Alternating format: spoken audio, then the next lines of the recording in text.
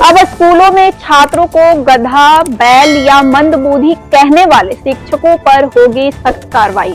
शिक्षा विभाग ने जारी किया कड़ा निर्देश, छात्रों के सम्मान को ठेस पहुंचाने वाले शब्दों पर लगेगी रोक। नमस्कार, मैं अपराजिता और आप देख रहे हैं GNTV न्यूज। सरकारी स्कूलों में छात्रों का भी फीडबैक होगा, टीचरों पर निगरानी रखने के लिए नई पहल। बिहार के सरकारी स्कूलों में छात्रों के सम्मान और मानसिक स्वास्थ्य को ध्यान में रखते हुए शिक्षा विभाग ने एक बड़ा कदम उठाया है। अब किसी भी शिक्षक द्वारा छात्रों को अपमानजनक शब्दों से पुकारा गया तो उन पर सख्त कार्रवाई की जाएगी। शिक्षा विभाग ने इस संबंध में एक नया फरमान जारी किया है।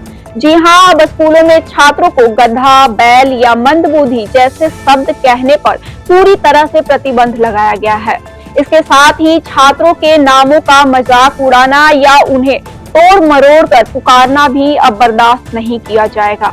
सरकार ने इस मामले में शिक्षा विभाग और सभी जिलों के DEO को सख्त निर्देश जारी किया है। इस नए निर्देश के तहत छात्रों को केवल पढ़ाई में कमजोर होने की वजह से अपमानित नहीं किया जा सकेगा। दरअसल पिछले कुछ महीनों में पेरेंट्स टीचर मीटिंग के दौरान यह बात सामने आई थी कि कई स्कूलों में छात्रों को अपमानजनक उपनामों से पुकारा जाता है, जिससे उनके आत्मसम्मान को ठेस पहुंचती है और उनकी पढ़ाई पर भी बुरा असर पड़ता है। इसी को ध्यान में रखते हुए शिक्षा विभाग ने यह कदम उठाया है कि अब सिर्फ टीचर ही नहीं बल्कि छात्र भी अपने शिक्षकों का फीडबैक देंगे। अगर किसी शिक्षक का प्रदर्शन सही नहीं पाया गया तो उन्हें विशेष ट्रेनिंग पर भेजा जा सकता है। यह छात्रों की मानसिक और शैक्षिक क्षमता को बेहतर बनाने के दिशा में एक महत्वपूर्ण पहल है। इसके अलावा सरकारी स्कूलों में मॉनिटर चुनने की प्रक्रिया भी बदले जा रहे हैं। अब तेज छात्रों के साथ साथ कमजोर छात्रों को भी मॉनिटर बनाने का मौका दिया जाएगा। मॉनिटर का चयन रोटेशन पद्धति से होगा, जिससे सभी छात्रों को नेतृत्व का अनुभव मिल सके। और खास बात यह है कि मॉनिटर का काम सिर्फ कक्षा में ही नहीं होगा, बल्कि वह उन छात्रों से संपर्क करेगा जो नियमित रूप से स्कूल नहीं आते हैं। उन्हें वापस स्कूल आने के लिए प्रोत्साहित भी करेगा।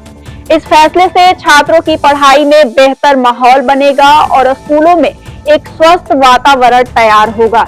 अब PTA में सिर्फ छात्रों की ही बात नहीं होगी, बल्कि छात्र भी अपने शिक्षकों के बारे में अपनी राय देंगे।